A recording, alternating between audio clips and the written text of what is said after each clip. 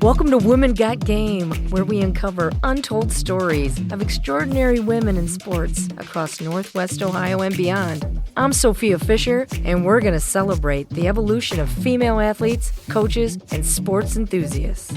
Let's dive into a world often overlooked in the broader sports narrative. Ready to explore? Let's play.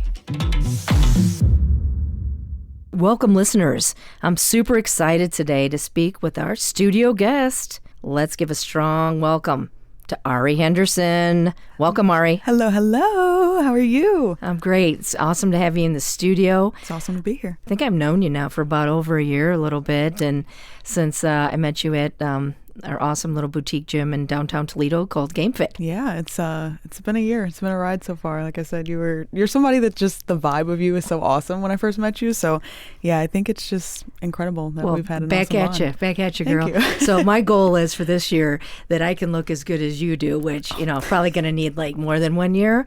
But I always am so inspired when I go into the gym and see you training, working out. Thank you. And obviously you've had a long history in the fitness, bodybuilding, nutrition arena. So I would like you to start off by, telling our guests really what first sparked your passion for health and fitness. Yeah, so honestly, one day I kind of just woke up and it was like a flip that went off in my head. I was like, I really want to change my lifestyle, how I'm eating. I really want to just get my wellness right, So I kind of just been in the gym, and being around so many different people really inspired me to start bodybuilding. That really wasn't my goal at first. I just wanted to change my lifestyle, lose weight, and kind of just love what I looked at myself in the mirror. And just being around all those different people really gave me that push to just, okay, I want to do something more. I want to compete. I want to show people like how awesome just the sport of bodybuilding is, and posing, just the art of posing and everything. So yeah, I think just meeting all those people really inspired me. So did you grow up as a child, were you overweight, or were you already fit, or really kind of go back a little bit more? Yeah. And tell us a little bit about that. Absolutely. So I never was like the skinny high school girl. I definitely had a little bit of meat on my bones when I was younger, and was very insecure. I never was like comfortable in my body. So I would do little things in high school like diets, and I would just only eat salads, and like that just was not the goal. That was really bad for me. And I was literally eating salads like breakfast, lunch, and dinner. I'm like, salads are a part-time job for me sometimes. It's just, it can be a lot. It can be a lot. But I get you. Yeah. So that was kind of like my thing. And yeah, I did end up losing weight, but at what cost? You know what I mean? I wasn't eating anything else. I was really restricting. And then that kind of just went into like a binge restrict cycle. And then I just, it never stayed off. I would lose weight. It would come back because I'd fall right back into my old ways. And that's just not what you're supposed to do. And I see so much out there, to be honest with you, in the fitness industry. Obviously, it's got to be in the billions, I would imagine. And don't quote me on that. I didn't look it up. But from just in general, I think that, there's so much information. If you look on social media, there's Mediterranean diet, there's the keto diet, there is Atkins from back in the day. And I just think, do you do macros? Do you count calories? It's calorie reduction. And then, of course, there's all these great weight loss drugs now that you can inject yourself with. So that's a whole nother ballgame. So, I guess really in talking with you, I'm so interested for, there's so many things out there, but we'll get to that more later to give maybe, obviously not any advice, but really how do you cut through the noise? I'm interested in hearing more about that. But right now I want you to walk us through your transition from fitness training to personal training and then into competitive bodybuilding. Absolutely. So when I first started, it never really was like I had mentioned before, it wasn't anything serious. I kind of was just doing it to feel good, have fun. I still do have fun while doing it. But it never really had just like okay, I have to do this, that. It was kind of just what I felt like doing day by day. But once you kind of get into like the personal training lifestyle and helping people reach their goals and researching things just, to make sure you're on par on where they're at, it just takes you to a whole nother level. And then competitive bodybuilding is like a whole nother thing, just tracking everything you eat, your cardio, your steps, your lifts, posing practice, like everything that comes with it. It just is a whole nother ball game, and it's not just lifestyle. It is lifestyle, but it's not just that anymore. It definitely just takes it to a whole nother level, and there's added pressure and stuff that kind of just comes with it. But at no point would I say that like I'm forcing myself to do this. This is like free will. I want to do this, Yes. and it's so much fun. It's doing discipline and commitment, isn't Absolutely. it? I often hear when you walk into the gym, and I've heard you guys say it in the gym also, to me, it's consistency, and showing up. But at your level, you're really, you're in it to win it. For sure. And that consistency matters for you. So, what is a typical program for what you're doing? What does that look like when you're training for a competition? Because I often hear you saying, "Oh, I gotta, what is it? You gotta get shredded," and that's a whole different. At the 2 days before, you guys are really doing some things that you got to know what you're doing to get it done right. For sure, it's definitely a lot. When it comes to like being in season and off season, it's kind of like two different things. So off season, you're really kind of pushing food. You're trying to get your food high, but not put on fat as fast, as you normally would. And then when you're in season, it's really like, okay, I need to dial in, get my conditioning right. What do I need to do in order to fit the criteria of the category I'm in? So that's kind of a whole other thing too. Depending on what category you're in, definitely determines your training split.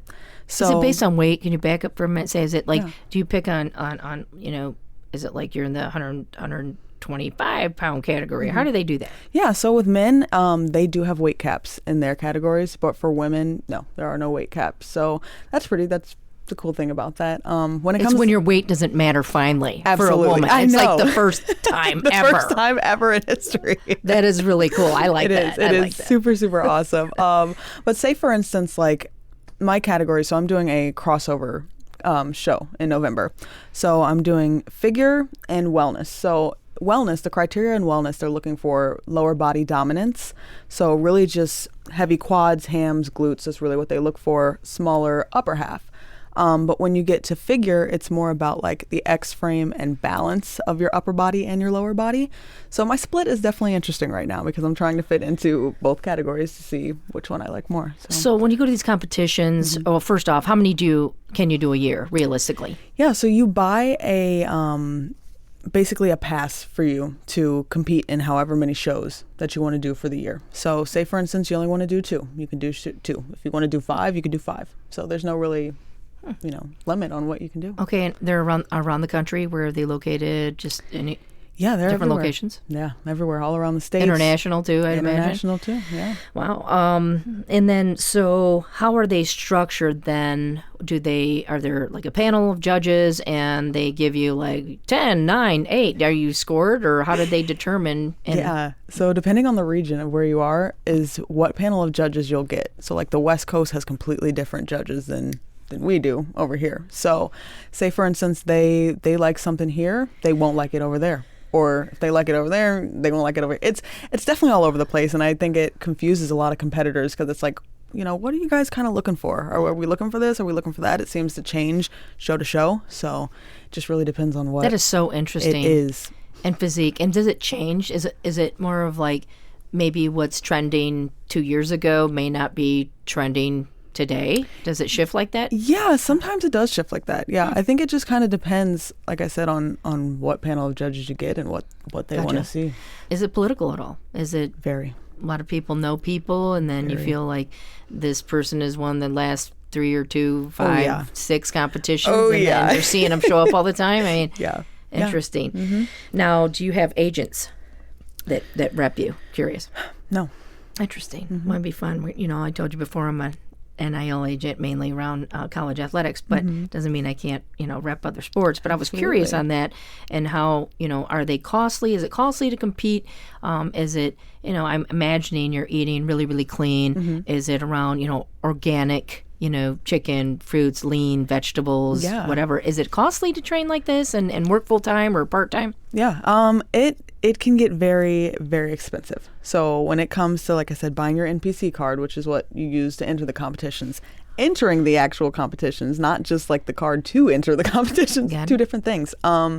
Depending on what class you do and multiple class, it adds up. So sometimes they're like $100 per class, or if you're doing like a national show, they're like $250 per class. So you have to enter yourself into those classes. Then you have to buy suits and jewelry and shoes, and not on top of the groceries that you're buying every 3 days. It's gym tan laundry. Exactly. We're going back to that. Exactly. The Jersey Shore. Yeah. I like it. Yeah. So that's very interesting. But then you got, right, if you're traveling arrangements or you're staying overnight, it's not just one and done. You're going to get there. You have to have great rest. So you got to get there early. So hotel, travel, all those expenses, that can add up. It does. And all your I don't know, supplements and also proteins and things like that, and any other type of pre supplements you're doing, right? Absolutely.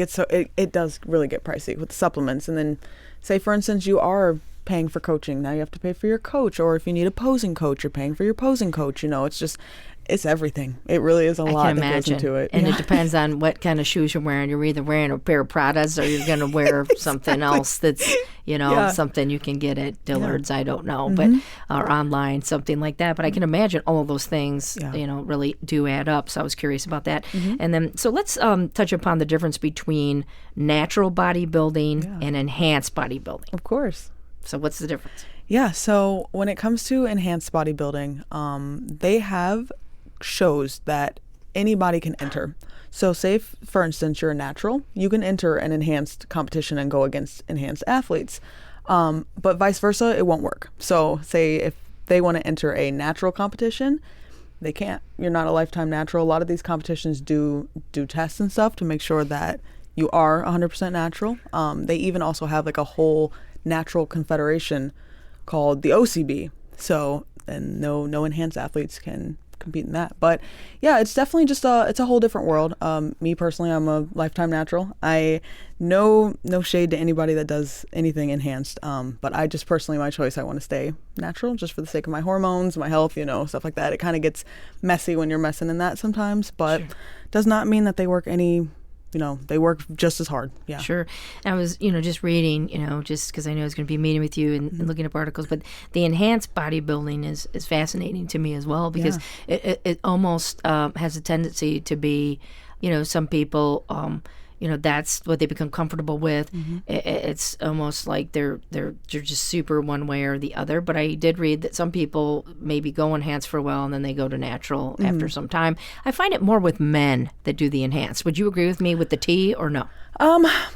Yes and no. I feel like I've been seeing a lot more women kind of dabble in that recently, but I definitely would say it's a lot more popular in the male population for sure. Yeah, it's interesting.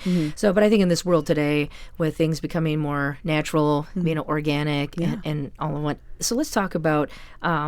So how has the world of fitness evolved? I mean, what would you say, what does this look like in the future? Where do you see it? I don't know. A lot of the things I was reading is, there's so much more about being natural, versus the enhanced. But you're right, it does have its place. But where do you think it's going to go for competitions?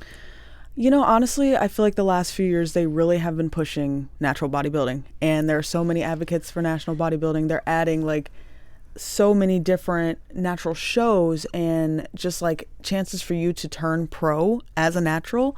They're definitely growing that, and they want to see that succeed. So I think in a few years, like I said, it's going to be very popular. They just added a new fit model division, so that is the division that's right under bikini. So they're not as muscular, but they're still looking for balance. So it's very good for starter beginners that want to get into bodybuilding. So yeah, I think it's very promising for natural bodybuilding in the future. Yeah, it's kind of what I'm seeing right now. So let's talk about your training style and your expertise. Absolutely. So you're certified in several areas, from what you call the corrective exercise all the way through to nutrition. How do these specialties kind of shape the way you train your clients? And also, kind of twofold, say I'm a young person listening right now, or even at any age really, and you're thinking that you want to get into personal fitness training and get your certifications and things. I always like people to hear your story about that as well, and to encourage people, to maybe make a career out of it. So. Yeah, for sure. I think for me personally, it was just having such a passion in not only helping people, but fitness as well. So I know when I first graduated high school, I didn't really know what I wanted to do. I kind of was dabbling in psychology. I know I wanted to help people, and then I kind of jumped into nursing. Nursing didn't work.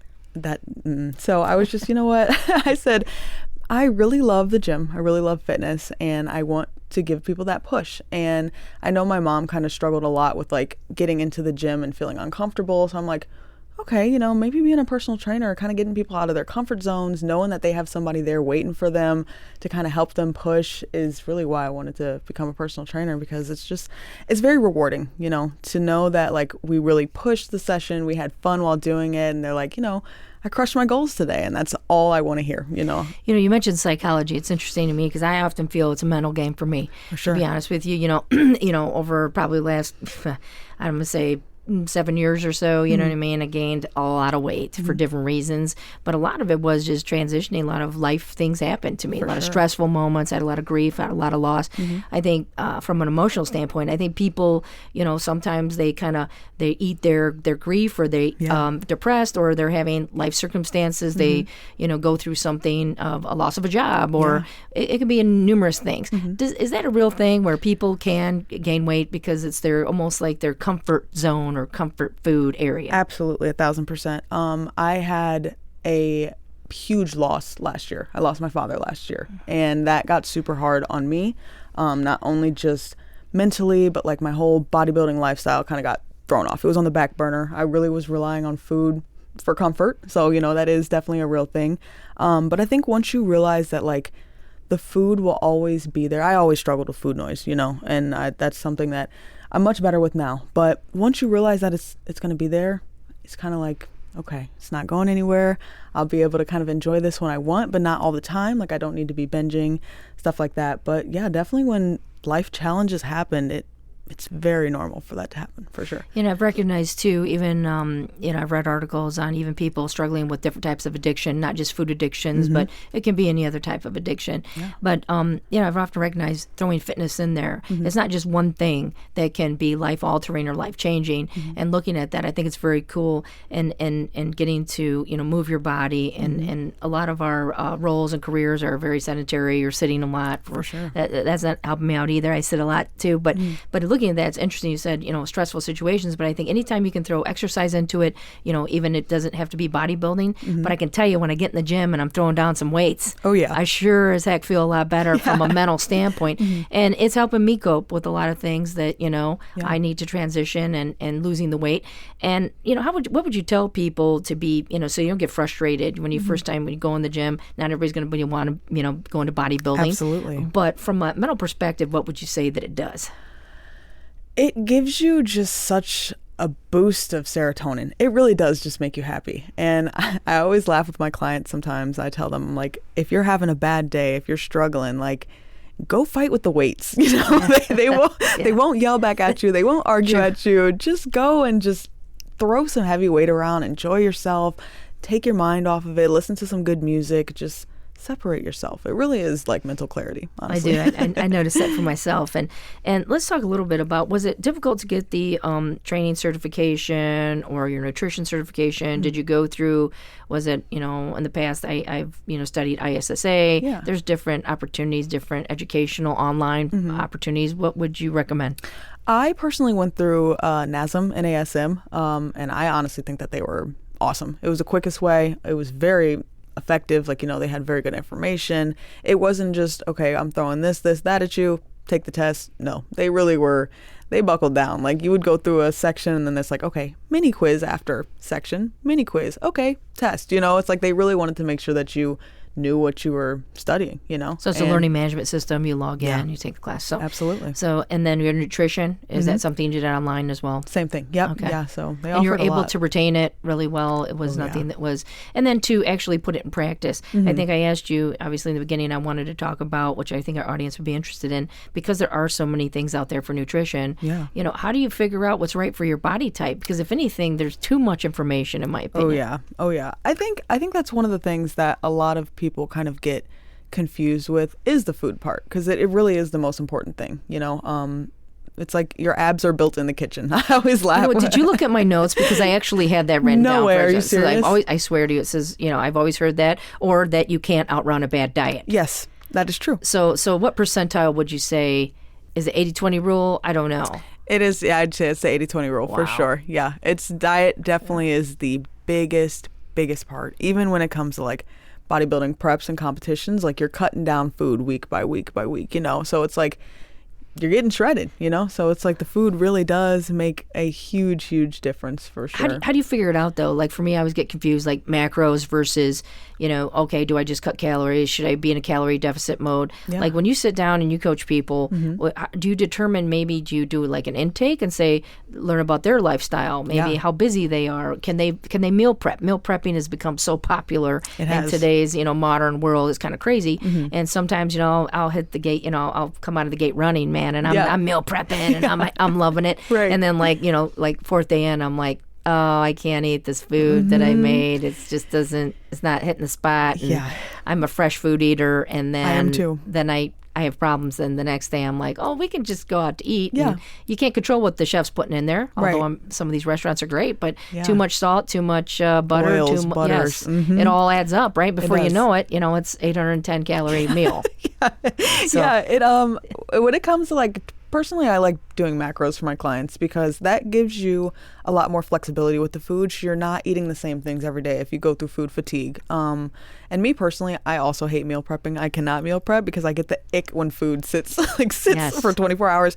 No thanks. I'll just cook the food day by day, honestly. But I think that makes it a lot easier for sure. Interesting. So it's got to kind of go with what that person can really, it's customized to them. Absolutely customized to them. I always make sure in our intakes, like I ask them, like, what foods do you like? What do you dislike? You know, I kind of get a feel of what they kind of like. And then once I know, I really can cater to what they eat, how they eat, and then it just makes it easy from there. Sure, and it's always too, like if you're allergic or gluten-free or something like that. But there's so many alternatives now. For sure. So you can do a lot. And even with proteins, it's hard to pick out what kind of protein. Whey protein, pea protein. Yeah. I don't even know the other, you know, collagen protein base. There's so casein protein. Yes. It's just everything. It can rice protein. Yeah. I mean, I've seen a lot of protein, so it can get very confusing. So glad to hear that you do an intake, talk to that person, kind of meet their taste buds, and kind of go from there. Yeah. So let's talk about what do you love most about strength training and high intensity workouts? You know, even for myself, I've heard a lot. You brought up hormones. You know, I'm also, you know, at that age where it's like, okay, premenopause into menopause. What does that look like for women? Yeah. And I think men face it too with, you know, low T and things like that they go through. But how do you determine what's the right workout? Right. So when it comes to women that are kind of going through that phase of menopause, it's very, I don't really want to say tricky, but it is tricky. Honestly, to just be honest, it is tricky. It's a puzzle. It is a puzzle for sure. But I think just the biggest issue that I feel like not even just women that are having that, you know, the menopausal issues, it's just consistency. You know, it's just falling off sometimes. It gets hard. But if we can just like stay on track, do our workouts right, you know, hit our P's and Q's on our diet and everything like that, it does kind of all fall into place, even when you're going through that phase of your life, you know, so. And is it changing it up? You know, I've seen a lot of times it used to be that whole concept of muscle confusion. Right. And, you know, if you've ever been up at night, you can't sleep, 2:30, 3 o'clock in the morning, turn on the TV, you know, they buy this, you know, these DVDs used to be a thing. Now it's not. You can just download immediately, which is great. Right. But there's so many exercise programs out there that I myself have bought. Yeah. Okay, Beachbody used back in the day. Right. But a lot of these P90X, these programs right now, I think we're moving away from that as a society. Don't you think? I think so. Yeah, I'd say so, because I'm hoping that a lot of people are realizing that it's like you can't just have the same cookie cutter program for people, because it's not going to work. And I am such an advocate of like really, like I said, catering to your needs, how your body functions, and kind of just almost learning your body better than you know your own body, basically. So you know, I remember back in the day I was a kid, but my sister is older than I am, but she would laugh at this, but she had a Thigh Master. I always thought that was kind of cool, and I couldn't play with it. I'd get in trouble. I just wanted to see what it was all about. I think that was Suzanne Summers, not sure. I think so. But anyway, just, you know, kind of putting that out there. But there's been so many different machines. Now it's the Peloton. Now it's, you know, get on the bike and burn it out. And you got apps. You got all kinds of cool things there. So what do you use currently to track?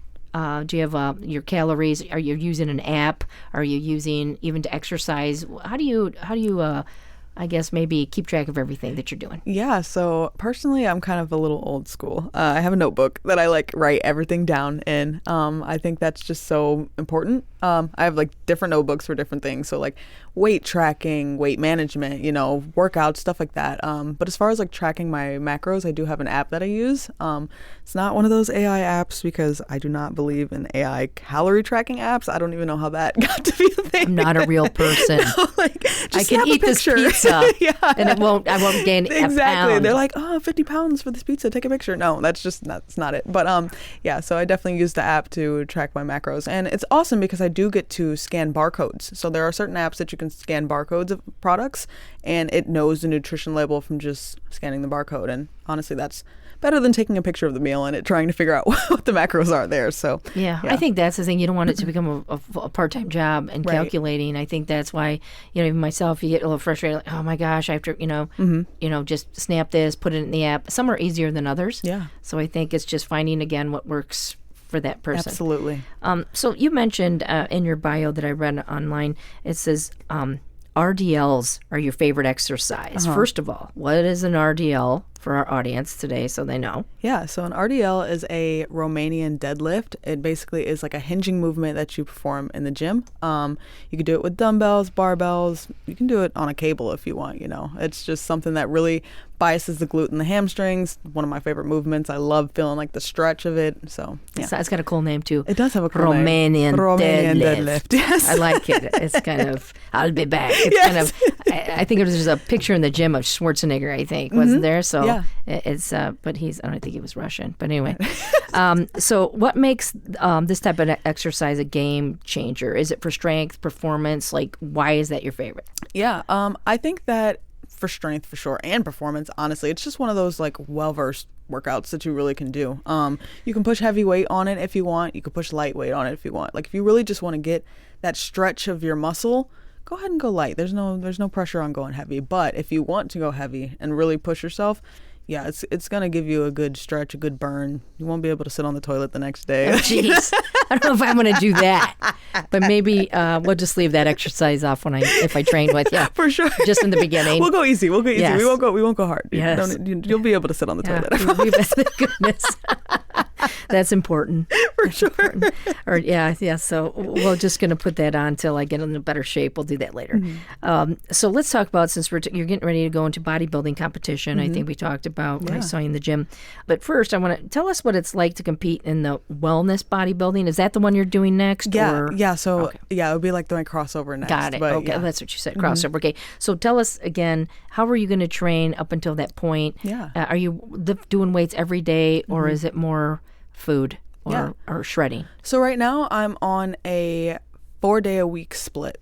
So I have a few days off to kind of just rest. But yeah, basically 2 upper body days, 2 lower body days, kind of just keeping that balance of what I'm doing. So like one of my days will be primarily like glute and hamstring focus. And then my next leg day will just be all quad focus. And then my upper bodies would be like back and shoulders, chest, tries, stuff like that to kind of just create that balance. But in the beginning right now, I'm still about like 15 weeks out. So I have a little bit of time before it starts getting hectic. When my cardio will have to shoot up, and then I'll be doing hours of cardio a day. I'll be on low food, stuff like that. That's when it starts to get hard. Right now, it's kind of just like we're cruising through, once we kind of hit like that 10-ish week mark, then the foot really goes on the gas and it's like all the way. When you say low food, what does that mean? Yeah, so typically my protein won't move. It'll be more manipulation of fats and carbs. So right now my carbs are, I'd say about like 190. When we start pushing closer and closer, it's going to start getting cut and cut and cut. So it'd be like 170, 150, it kind of gets, It gets down there, and then you're struggling because you rely on, carbs for energy. And it's just, it gets hard doing hours of cardio and 90 carbs, Yes, it gets hard. That'd be difficult. For sure. It was interesting. You can actually have more carbs than I thought, but at the same time, when you're building muscle, you can eat more. Absolutely. You can actually eat a lot more versus someone who's just not bodybuilding and trying to cut fat, right? Oh, yeah. It's a wholly different ballgame, like I said. Totally different. So it depends on what you're trying to accomplish. Definitely. And for what reason. Yeah, and I think a lot of people undereat. Honestly, like the amount of how much you have to actually eat in order to keep your metabolism going and going and going.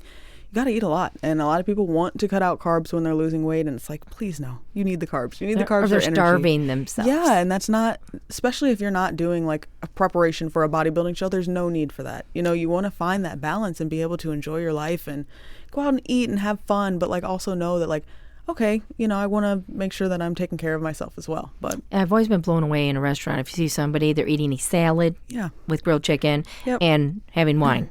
yeah, That empty calorie, and it doesn't even sound good as a good pairing, to be honest with you, but I've always been, always amazed that some people can do that. Right. Or it's just the beer and the chicken wings. Oh, yeah. And Yeah. that's, you're getting protein there. Yeah. And there's carbs. Right. Maybe low carbs in the beer. I don't know. Right. But as a society, right, I think it's easy to put on weight with the things that we do from a lifestyle perspective. For sure. It doesn't take you long either because you're not noticing really how much is in what. Right. But when you're competing, I'm just fascinated to know from you as well. How do you stay mentally strong and motivated? Because when you're starting to cut those carbs, I can imagine those days beforehand, it can get pretty challenging. Oh yeah, the cravings go crazy. Like, you really start craving things that you're like, wow, why am I craving this? Or you start to get really creative with like the food that you have, that you're making really weird combinations. But I think one of the things that just is such a motivator is like, okay, I know that I'm about to be on stage in front of all these people. I don't want to look bad, like your stage photos are going to be taken, so many eyes are going to be on you, and it's just like, okay, I think that's the motivator to just keep pushing because you don't want to go out there not looking your best, so Yep, and you've already put the work in, so you might as well go all the way. 100%. So you talk about fitness being both fun and serious. I think you opened up with that, and I saw that in your bio as well. How do you strike that balance in your personal training sessions and in your own life? Yeah, for sure. I think when it comes to the pressure of weightlifting, like I said, a lot of people want to just be so hard on themselves, and that's just not what you want to do. Like I said, I do mean you want to have fun when you're lifting. So when it comes to like my sessions with my clients, like we'll have fun little chit chats, stuff like that. But I'm like, okay, you know what? We gotta lock in. Like, if you want to get to our goal, we got to make sure that we take this serious, but not to the point that like you're crying in your sessions or like it's just so hard that you don't want to come back. Like that's what I mean by we want to have fun. I don't want it to be miserable for my clients, Sure. So what's another maybe mindset shift you wish that more people had when it comes to, starting their fitness journey? Yeah. What's that one thing? One thing. I would say just don't be so hard on yourself. Really. Give yourself grace, really give yourself grace. It's hard, but I promise you when you're nice to yourself and you take it easy and you're not forcing yourself to do something. Like say for instance you're tired one day. Okay, take the time to be tired. Start, you'll be able to come back the next day. There's no point to just, like I said, make yourself miserable and like, oh, I'm dreading doing this, I'm dreading doing that.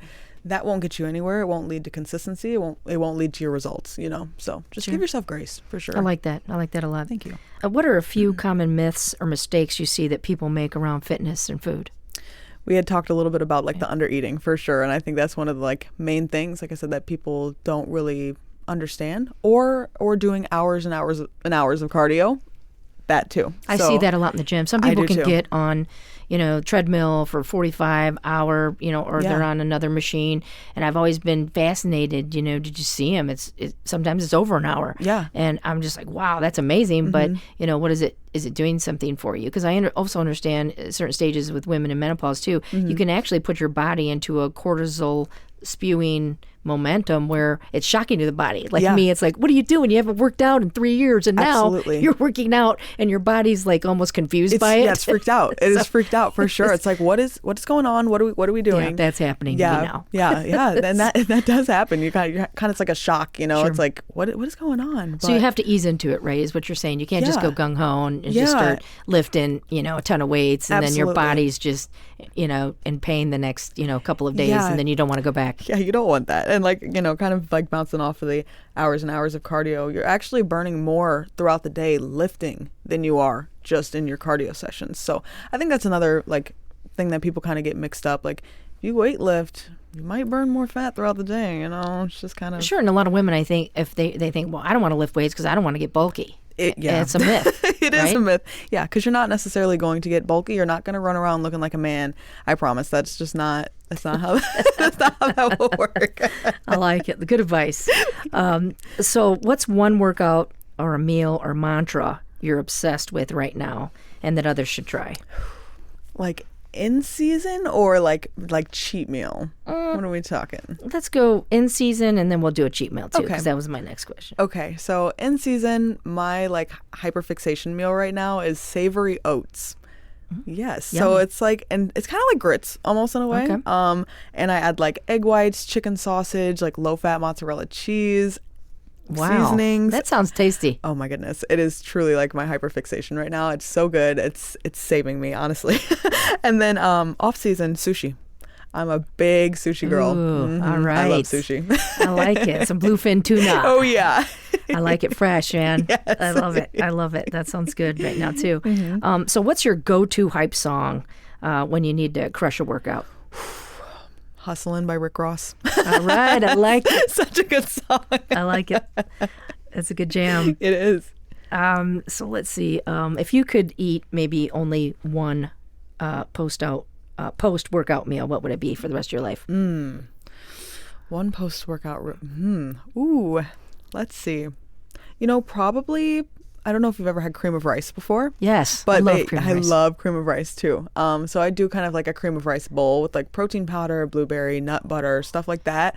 Honestly, I could eat that over and over and over and not get tired. Sometimes I throw it in the freezer and it gets kind of like, very good. That's yummy. Yeah, I so like good. it. Sounds delicious. Very good. I'm going to have to try that. Yes. So a little bit more about you. What's one fitness trend you secretly love and that you can get behind? I see a lot of people not liking step-ups in the gym, especially on like cables, but I think cable step-ups are like a game changer. It keeps good tension throughout the muscle the entire time, and a lot of people are like, oh no, just do it regular. No, do it on the cables. I definitely I support that trend. Like lots of good. Good advice. I like Thank it. So what's a gym pet peeve that makes you laugh or cringe? Oh my gosh, when people don't wipe the equipment or re-rack the weights. Oh my goodness, Yep. it drives me insane. That's mine, the cleaning of the equipment. Yeah, Because I'm very particular. Sometimes too. you see it and then you're just waiting for them to clean Yeah, it. And if they don't clean it, then you're going to clean it. But I do sit back for a minute. I'm like, are you going to clean it? Yeah. Are you going to clean it? And I'm low-key a germaphobe. So Yeah, so am I. That is something. Yeah. So we're on the same page we're there. on the same page for That's it. sure. So if you weren't in the fitness world, what do you think you'd be doing instead? Ooh, you know what? I was going to say psychology, but I think marine biology. Really? Yes, I love the ocean. What a shift. Yeah, I know, right? Totally crazy. Totally crazy. But I remember as a little girl, I wanted to be a marine biologist and kind of like get into the ocean, study sharks, whales, dolphins, like literally everything. So honestly, if I wasn't a personal trainer, I'd probably be in the middle of That's the ocean cool. somewhere. That'd be cool. You'd be in the water. You'd be in Yeah, great shape. for sure. I particularly want to be a surfer. I don't know Yeah. why. I've always wanted to be, just It's hang the out ocean, at the man. beach. Absolutely. Yeah. So what's one item that's always in your gym bag besides your essentials? Pre-workout. Nice. Always got pre-workout or like my lifting straps. Definitely important for me. Are you a gummy girl? Meaning not the bad gummies, by the way, audience. I'm talking about just sugar-filled gummies. I see a lot of people in the gym when they're bodybuilding or something. Yeah. They'll pop sugar. What is that all about? Absolutely. So it kind of gives you those extra carbs to keep pushing while you're working out. So say for instance, you're like, oh my goodness, I'm kind of feeling a little tired. I need a little extra push. Like they even have like intra-carb powders that you can use as well in the gym. But candy, I'm never going to say no to candy. So definitely in my off season, I do pop like Sour Patch Kids or like, something just sour quick. Even backstage pumping up before you hop on stage. Sure. You got to have like something that's going to pump you up. And I always go with sour candy. It works the best for All me. right, I was so. going to ask you what your favorite candy was, so you read my mind. And do you have any pre-competition rituals or good luck charms? When I'm backstage, I definitely just kind of, I don't really want to say zone out, but yeah, I put on my headphones. I kind of just get into that mindset of, okay, I'm about to hop on stage. These people are cool back here, but I don't really, they could be my competition, So Sure. but in no way am I ever like mean. Like I've come across some mean girls backstage, and it's never fun. Like, we're here to be around a good environment, people that are like-minded individuals. So yeah, I think definitely just getting them to my zone, putting on some music and hyping myself up before stage. That's great. I like it. Keep focused. Oh yeah. So if you could train with any athlete or celebrity for a day, who would it be? Oh my goodness, this is good. Okay, I think bodybuilder wise, probably C-Bum. Ooh, yeah. Chris Bumstead for sure. Good choice. He's the GOAT. He's super awesome. But if it was just like regular celebrity, I don't know. He's not really LeBron James. I don't know. He's not really a regular celebrity. He's an athlete, But he is yeah. definitely high-end celebrity and Yeah, athlete both. exactly. He's like my favorite basketball player of all time. That would be fun. Yeah, super awesome. So what's after a tough competition, after you're done competing, Do you ever eat a cheeseburger? I just need to know. Oh, yeah, always. Pizza, anything. What's your favorite cheat meal? Oh, yeah, post-show. I go crazy post-show. Really? Post-show treats like crumble, candy, like donuts, pizza, like literally anything and everything you could think of. Like like I said, I give myself grace after my show. Anything really, really favorite? Anything? It's always crumble. Okay, I'm I like a it. big cookie girl. You love it. You're going to go for that. Oh, yeah. Oh, I love it. I end up freezing snacks sometimes while I'm boy. on prep. That is commitment there. That is, you got it on. It's on speed dial. You're going to find it when you need it. I like it. For sure. So before we wrap up today, what advice would you tell women who want to start working out or training? Maybe they could be 16 or maybe they're 65 and beyond. Yeah. I mean, at any age, right? Can you still get in shape no matter where you're at, no matter how many pounds you got on, no matter, what phase you are in life? Mm-hmm. What would you say? Go for it. It's not gonna hurt you. You won't be bulky. Honestly, your body will probably thank you in the long run, even if you're young, old, whatever. It's going to be good for you. And you're going to feel much better too. You're going to notice you're sleeping better. You're happier. Like, you're just going to all around feel better. So I say just go for it. Don't be scared. And you don't think it's too late, right? Even if you Never too late. If you're, maybe have high blood pressure, you have some other issues going on, that can sometimes eradicate it, correct? Yeah. You can take care of it and you can get past that. And it can help. And what if you're a younger person who really, you're going in those teen years where you've got a little extra pounds and whatnot. Yeah. What do you say to those young people? Don't be hard on yourself. You're still growing. Your body is still changing, and that is not your final form. So it's never too late, huh? It's never too late. I guess I heard about there was a woman, I think she might have been I don't know if it was recently in the gym or not, but, she's in her 60s and even into early 70s. I've seen people of all ages really get in some great shape. Oh, yeah. Oh, yeah. There's competitors. They're in their 70s? Age. Absolutely. They have masters categories for people in that age. So it really isn't too late. That gives me never too late. A lot of confidence and inspiration today, Ari. I can still put the work in and yes, you can, and change my physique. And it's never too late. I like it. And lose the weight. So, well, it's been great chatting with you today. Thank you. And it's been amazing. I'm wishing you the best in your future competitions coming up. Thank you. I'll see you at Game Fit. And Ari Henderson, you got game. Thank you. And that's a wrap on today's episode of Women Got Game. Huge thanks to Ari Henderson for bringing that fire, that focus, and all that fun. From lifting heavy to living fully, Ari reminds us that fitness isn't just about how strong you are. It's about the passion, discipline, and joy you bring to the process. Whether you're just starting your fitness journey or you're deep into the grind, we hope Ari's story leaves you feeling motivated to push a little harder and smile a little bigger along the way. Special thanks to my guest, Ari Henderson, and my executive producer, Chris Pfeiffer. I'm your host and producer, Sophia Fisher.